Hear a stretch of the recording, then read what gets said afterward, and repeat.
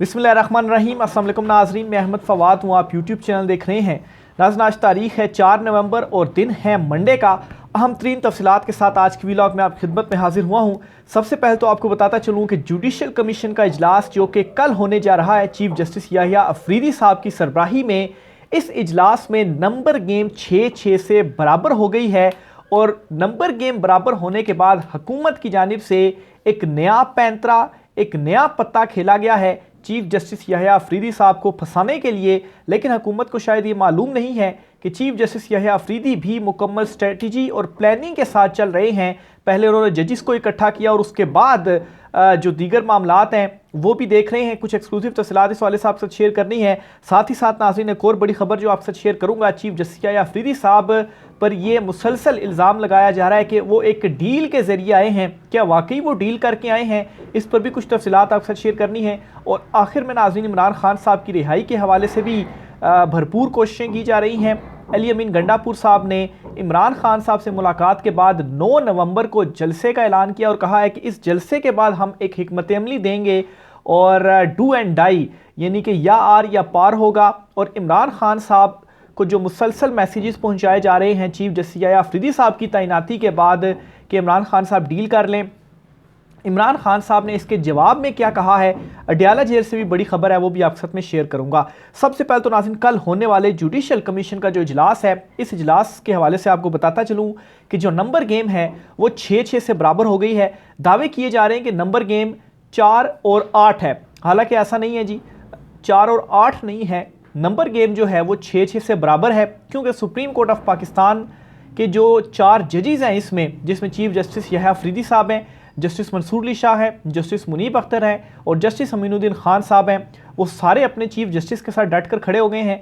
जो full court meeting हुई थी, उस मीटिंग के बाद भी ये मैसेज पहुंचा दिया गया था कि काजी फाइज ईसा के टाइम पर जो एक तकसीम थी और हुकूमत की ख्वाहिश थी कि ये तकसीम कायम रहे ताकि हम अपनी मर्ज़ी के जजिस को लाते रहें। और उन्होंने फिर कोशिश भी की, जस्टिस याहिया अफरीदी साहब को जब उन्होंने नामजद किया चीफ जस्टिस, कि किसी तरह से अगर अफरीदी साहब इनकार कर देते हैं तो अमीन खान साहब को बना दिया जाए, या अफरीदी साहब रहते भी हैं तो ऊपर से मंसूर और मुनीब 2 जजेस इस्तीफ़ा दे देंगे, तो हमारी जो सुप्रीम कोर्ट में ग्रिप है वो मज़ीद मजबूत हो जाएगी। लेकिन चीफ जस्टिस याहिया अफरीदी साहब ने आते ही एक हफ्ते के अंदर अंदर जो इकदाम किए, इसके बाद हुकूमत के जो सारे प्लान्स थे वो फेल हुए। अब ये जो चुनतखीब हुकूमत है, नंबर गेम 6-6 बराबर किस तरह से, एक तो 4 जजेस एक हो चुके हैं इस वक्त, और फिर जो पाकिस्तान तहरीक इंसाफ के जो 2 मेंबर्स होंगे वो एक तरफ हैं, तो 6 एक तरफ हो गए। और दीगर जो अटॉर्नी जनरल, वज़ीर कानून 2 और 2 हुकूमती इत्तेहाद के मेंबर्स 4, और फिर इसी तरह से जो बार के नुमाइंदे हैं और जो एक स्पीकर कौमी असम्बली ने नामजद की हैं खातून, ये 6 एक तरफ। तो वैसे तो सुप्रीम जुडिशल कमीशन की जो तादाद है वो 13 की है, लेकिन चूँकि पहले इजलास में आइनी बेंच के सरबराह का को मुंतखब होना है और आइनी बेंच का सरबराह भी इस इजलास का मेंबर है, तो अभी तो आइनी बेंच बना ही नहीं, ना ही उसका सरबराह बना, तो किस तरह से कौन होगा इसका मेंबर, तो ये बिल्कुल ब्लैंक है। इसलिए कल का इजलास, पहला इजलास 12 मेंबरान पर मुश्तमिल है और 12 मेंबरान के अभी तक जो नंबर गेम है जी वो 6-6 से बराबर हो गई है। तो अब जी इस चीज़ को काउंटर करने के लिए चुनतखीब हुकूमत की जानिब से क्या किया गया है, ज़राए से ये खबरें सामने आ रही हैं कि हुकूमत अनाउंस करने जा रही है चीफ जस्टिस याहिया अफरीदी साहब को कि चीफ जस्टिस याहिया अफरीदी ही आइनी बेंच के सरबराह बने। इसकी रीज़न क्या है? इसकी रीज़न ये है कि उन्हें ये मालूम हो गया है कि अगर हम किसी और जज का नाम देते हैं और चीफ जस्टिस याहिया अफरीदी साहब कोई और जज का नाम दे देते हैं, तो फिर आगे से जो नंबर गेम है वो भी बराबर है। तो जब डेडलॉक कायम हो जाएगा तो इसके ऊपर फिर कोई हल नहीं है कि डेडलॉक कायम होने के बाद कौन नामजद करेगा या आइनी बेंच का सरबराह कौन बनेगा। तो हुकूमत के लिए यहाँ पर जो उन्होंने जल्दी में तरमीम पास की थी, इसमें कोई मैकेनिज़्म नहीं रखा, तो परेशानी का आलम है इस वक्त कि फिर हम क्या करेंगे। तो इसलिए जी सारी चीज़ों को काउंटर करने के लिए, और फिर ये भी कि चीफ जस्टिस याहिया अफरीदी साहब को हमने नाराज़ कहीं पर हम ना कर दें, तो इसलिए किया गया कि उन्हीं का ही नाम दे दिया जाए और उनकी कोर्ट में जो बॉल है वो डाल दी जाए और फिर देखें कि चीफ जस्टिस या अफरीदी साहब किसका नाम देते हैं। अगर वो जस्टिस मंसूर या जस्टिस मुनीब का नाम देते हैं तो तब हम इनकार कर देंगे, हम कहेंगे जी हमने तो आपका नाम दिया है, आप ही आईनी बेंच के सरबराह होने चाहिए। लेकिन चीफ जस्टिस या अफरीदी साहब ने भी अपनी जो भरपूर स्ट्रेटजी है, अभी तक जो उनके इकदाम सामने आए हैं, यही लग रहा है कि ऐसा बिल्कुल नहीं है कि चीफ जस्टिस या अफरीदी साहब बस ऐसे ही कोई स्टेप्स ले रहे हैं। उनकी पूरी प्लानिंग है, पूरी वो स्ट्रेटजी के साथ तमाम तर जो इकदाम हैं वो कर रहे हैं। उन्हें सारे मसाइल का पता है और उन मसाइल को हल करने के लिए बड़ी तेज़ी से जो फैसले हैं वो कर रहे हैं।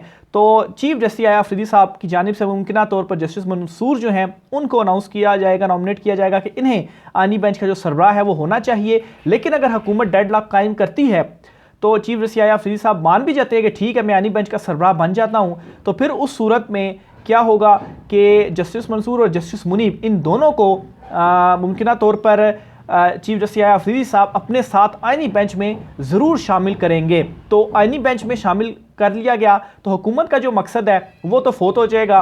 वो तो जस्टिस मंसूर और जस्टिस मुनीब को बाहर ही करना चाहते हैं सुप्रीम कोर्ट से। तो इस वजह से भी हुकूमती जो ऐवान है वहाँ पर हलचल मची हुई है, दौड़ें लगी हुई हैं कि अगर इस तरह से मामलात हो गए तो फिर तो आईनी तरमीम 27वीं भी हम क्यों ना लेकर आए। सुप्रीम कोर्ट ऑफ पाकिस्तान पर अपनी ग्रिप करने का जो ख्वाब था वो फिर हमारा ख्वाब ही रहेगा। दूसरी खबर भी आपके साथ शेयर करता चलो जी। चीफ जस्टिस या अफरीदी साहब के हवाले से कुछ इस तरह से तासुर भी दिया जा रहा है कि शायद वो डील के नतीजे में जो है वो उन्हें चीफ जस्टिस बना दिया गया। हालांकि डील के नतीजे में तो नहीं, हुकूमत ने अपनी मफाद के लिए जी कि जस्टिस मंसूर और जस्टिस मुनीब का रास्ता रोकना है तो फिर यहया अफरीदी साहब को चीफ जस्टिस हम नॉमिनेट कर देते हैं। उनके कुछ स्टेप्स हैं में जो उन्होंने कुछ फैसले भी किए वो आपके सामने रखता हूँ। इसके बाद एटलीस्ट आज के दिन तक तो मैं ये कह सकता हूँ कि ये जो तासुर दिया जा रहा है उनके अगेंस्ट ये बिल्कुल गलत है। और वो अपनी अदलिया को यूनाइट करने के लिए जो कोशिशें हैं वो कर रहे हैं और अदलिया की आज़ादी के लिए या आइन और कानून के मुताबिक ही वो चल रहे हैं। लेकिन खैर कल जो जुडिशल कमीशन का इजलास होगा, मंजरनामा तो क्लियर कल के इजलास के बाद होगा कि चीफ जस्टिस यहया अफरीदी साहब जो उन्होंने अभी कुछ स्टेप्स लिए हैं और इन स्टेप्स के बाद बड़ी उम्मीदें उनसे जुड़ चुकी हैं, तो क्या वो उम्मीदों के ऊपर पूरा भी उतर पाते हैं या नहीं पाते। सबसे पहले जी अब जो ये कहते हैं जी कि वो डील के ज़रिए आए या डील के थ्रू उनको लाया गया, वो इस सवाल का जवाब दें। क्या चीफ जस्टिस यहया अफरीदी साहब ने डील करके जस्टिस मुनीब अख्तर जो हैं उनको कमेटी में शामिल किया? पहले तो अमीन खान साहब थे, तो हुकूमत तो ये नहीं चाहती थी कि जस्टिस मुनीब कमेटी में हो या जस्टिस मंसूर कमेटी में हो, तो यहया अफरीदी साहब ने दोनों को वापस वो ले आए, तो बिल्कुल ये कोई डील नहीं थी। फिर जी अफरीदी साहब ने डील करके जस्टिस मंसूर अली शाह और जस्टिस मुनीब को सुप्रीम जुडिशल कौंसिल में मेंबर नामजद किया। अफरीदी साहब ने डील करके इस्लामाबाद हाई कोर्ट के ख़त लिखने वाले 6 जजेस से मुलाकात की। तो अगर ये डील थी तो क्यों सुप्रीम जुडिशल कौंसिल के वो दोनों मेंबर हैं, दोनों जजेस सीनियर, और क्यों 6 जजेस से मुलाकात की? मुलाकात इसलिए की कि इन मामलात को हल करना है अदलिया, और ये क्लियर मैसेज दे दिया गया है। इवन के 6 जजेस से भी ये कहा गया है कि जो दबाव है और जो ये प्रेशर डाला जा रहा है, जो मुदाखलत की जा रही है, एक मैकेनिज़्म ज़ाब्ता इखलाक बनेगा कि फिर जो ऐसा करेगा उसके खिलाफ क्या जो कार्रवाई है वो होगी। और तब्दीली भी नज़र आई चीफ जस्टिस यहया अफरीदी साहब ने जब ओहदा संभाला। नीचे ऐसा महसूस हुआ कि जो अदालतें हैं उनसे एकदम से कोई जो प्रेशर है वो ख़त्म हुआ। ATC अदालतों से सैकड़ों PTI कारकुनान जो हैं वो रिहा होना शुरू हुए। फिर जी अफरीदी साहब ने डील करके जस्टिस मंसूर शाह को इनके रिसर्चर वापस सुप्रीम कोर्ट में लगवाए। अब अगर ये काजी फैज़ ईसा के इकदाम थे ना कि इतना ज़्यादा वो जो है वो अपने जजेस से वो हो गए थे कि रिसर्चर तक उनके वापस भेज दिए, तो अफरीदी साहब ने तो आए तो ये भी उन्होंने, यानी कि आप कहें कि चुन चुन कर काजी फैज़ ईसा के जो इकदाम थे उन्होंने रिवर्स किए। क्या ये भी फिर डील का नतीजा था? नहीं, इन इकदाम को देखने के बाद तो हुकूमत बौखलाई हुई है। इसीलिए मैं समझता हूँ कि ये एक प्रोपेगेंडा भी किया जा रहा है चीफ जस्टिस अफरीदी साहब के हवाले से कि उनकी जो इमेज है उसको भी थोड़ा सा मुतासिर किया जाए और उनके ऊपर भी कोई जो दबाव है वो डाला जाए, क्योंकि फिर यही तो हरबे अपनाए जाते हैं जी कि अपने काम निकलवाने के लिए। फिर जी इसी तरह से ये कैसी डील है जिससे हुकूमत की चीखें निकल रही हैं। ज़राए का ये दावा है जी कि चीफ जस्टिस यहया अफरीदी किसी सूरत अपने सीनियर जजेस को सुपरसीड करके चीफ जस्टिस बनने पर रजामंद नहीं थे। जस्टिस यहया अफरीदी को जस्टिस अतर मिनल्ला, जस्टिस मंसूर और जस्टिस मुनीर समेत सुप्रीम कोर्ट के 12 जजेस ने कन्विंस करके चीफ जस्टिस बनने पर रजामंद किया और फैसला ये हुआ कि सिस्टम के अंदर रहते हुए लड़ेंगे। ये बात मैं मुसलसल अपने वीलॉग्स के थ्रू भी आपको बता रहा हूँ कि चीफ जस्टिस याह्या अफरीदी साहब ने जो स्टेप्स लिए हैं, ये नहीं होगा कि सिरे से आईनी तरमीम को कलअदम कर दिया जाएगा, बल्कि ऐसे स्टेप्स लिए जाएंगे सिस्टम के अंदर रहते हुए कि हुकूमत की चीखें खुद निकलना शुरू होंगी और वो निकलना शुरू हो चुकी हैं और सिस्टम के अंदर रहकर फाइट किया जाएगा। अब देखें ना, आईनी तरमीम के ज़रिए ही वो चीफ जस्टिस बने, उन्होंने एक्सेप्ट कर लिया और इजलास भी बुला लिया, लेकिन इजलास में बैठकर जब अफरीदी साहब नाम लेंगे, जजेस के अनाउंस करेंगे, तो कैसे उनकी जो मुखालफत है वो की जाएगी। तो सब कुछ एक्सेप्ट करके और सिस्टम के अंदर रहकर जब फाइट की जा रही है तो हुकूमत के पास भी कोई जवाब नहीं है कि अब हम क्या करें। हमने तो तरमीम भी कर ली अपने लिए, लेकिन उसके बावजूद भी हमें जो है वो नाकामी हो रही है। आखिर में जी इमरान खान साहब के हवाले से भी एक बड़ी खबर है, बताता चलूँ जी। इमरान खान साहब से जब से चीफ जस्टिस याह्या अफरीदी साहब आए हैं, राब्तों का सिलसिला कुछ बढ़ गया है और इमरान खान साहब से ये राब्ते करके कहा जा रहा है जी कि डील दे दें, हमें डील दे दें। ये बखबर हल्कों का दावा है। इमरान खान साहब ने क्या कहा है ये आप ज़रा सुन लें। एक तो इमरान खान साहब ने कहा है जी कि इस नाजायज़ हुकूमत को मैंने एक्सेप्ट नहीं करना, इसको मैंने किसी तौर तस्लीम जो है वो नहीं करना। इमरान खान साहब ने मज़ीद क्या कहा जी कि जैसे जैसे इंतशार और जबर बढ़ता है, मैं चाहता हूँ कि हमारे तमाम लोग उन मुतालबात को तमाम मीडिया प्लेटफॉर्म्स, पार्लियामेंट और सूबाई असम्बलियों में और साथ ही सड़कों पर एहतजाज के ज़रिए मजबूती से पेश करें। इमरान खान 1 इंच भी पीछे नहीं हटे। उनके ऊपर जो कुछ मैं समझता हूँ कि जहनी तौर पर उनको टॉर्चर किया जा रहा है, कैद तन्हाई में रख कर, और एक ऐसा शख्स जो कि एक लेविश लाइफ गुजार रहा था, विदाउट लाइट आपने उन्हें जो है वो रखा हुआ है, एक छोटे से सेल के अंदर उनको रखा हुआ है। कुछ घंटों के लिए खाली वो बाहर आते हैं, जिम नहीं, एक्सरसाइज नहीं करने दी जाती, मुलाकातें नहीं करनी दी जाती। तो ये सारे जहनी टॉर्चर हैं। इसके बावजूद इमरान खान साहब 1 इंच नहीं पीछे हटे और डटकर वो खड़े हुए हैं। और इमरान खान साहब ने मज़ीद ये मैसेज भी दे दिया है अपने जो तमाम कारकुनान या जो रहनुमा वगैरह हैं उनको भी, कि कैसे उन्होंने जो आवाज़ है वो उठानी है। अच्छा, अजानें हो रही हैं तो अजानें हो जाएं, फिर उसके बाद जो है वो मैं यहीं से भी को आगाज़ करता हूँ। इसके अलावा इमरान खान साहब ने मज़ीद कहा है कि कानून की हुक्मरानी, तमाम सियासी कैदियों की रिहाई और चोरी शुदा मैंडेट की वापसी, हम अपने जायज़ मुतालबात से पीछे नहीं हटेंगे। तो साफ तौर पर इमरान खान साहब ने ये मैसेज भेज दिया है कि किसी तरह की डील नहीं दी जाएगी।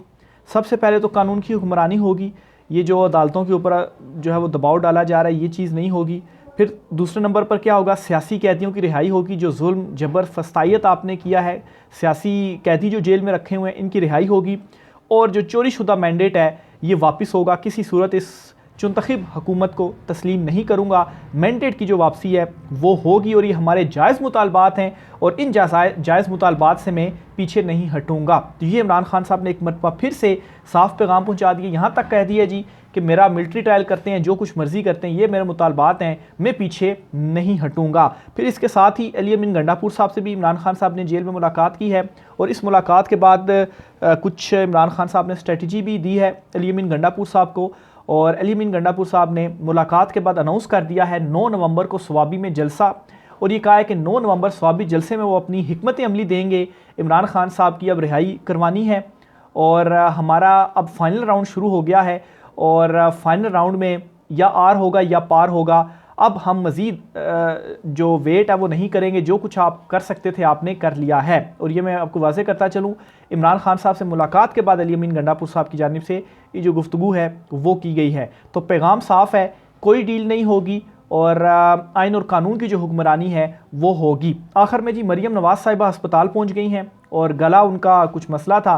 पहले ये ख़बरें सामने आई जी कि मरियम नवाज़ गले के इलाज के लिए बैरून मुल्क जा रही हैं, जिसके बाद सोशल मीडिया के ऊपर बड़ा क्रिटिसिज्म भी हुआ मरियम नवाज़ के ऊपर, जो कि चुनतखीब वज़ीर आला हैं। और ये प्रेशर मरियम नवाज़ ने लिया और इस प्रेशर के बाद मरियम नवाज़ बैरून मुल्क नहीं गई और यहीं पर रहकर अपना जो इलाज है वो करवाया। आप देखें ना जी कि यहाँ पर अगर हो सकता है इलाज तो बैरून मुल्क जाने की क्या ज़रूरत है, लेकिन बस VIP लोग हैं, शरीफ ख़ानदान है और इन्होंने तो जाना ही जाना है अपने यहाँ जो इनका बाई मुल्क है। बहरहाल जी उसके बाद यहीं पर ही जो ख़बरें आई हैं अपना जो ट्रीटमेंट वगैरह था वो करवाया और डिस्चार्ज कर दिया गया अस्पताल से। और डिस्चार्ज करने के बाद जो मसरूफियात थी वो सारी मनसूख कर दी गई हैं और मरीम नवाज़ साहिबा जो हैं वो अब थोड़ा सा रेस्ट फरमाएंगी। तो मेरे ख्याल से रेस्ट वो फरमा लें, क्योंकि इमरान खान तो उसे तकरीबन साल से तो ऊपर हो चुका है, लेकिन जेल में उसके इमरान खान साहब के साथ जो कुछ हो रहा है,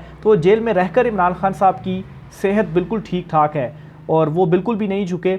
जो ये कहते थे कि इमरान खान कुछ दिन भी जेल में नहीं रह पाएगा, और दूसरी तरफ मरीम नवाज़ साहिबा हैं जी, उनकी ये हालत हो गई है, थोड़ा सा जो प्रेशर था वो क्या आया। बहरहाल जी राय का सार कीजिएगा। आज के व्लॉग से इतना ही, इजाज़त दीजिए, अल्लाह हाफ़िज़।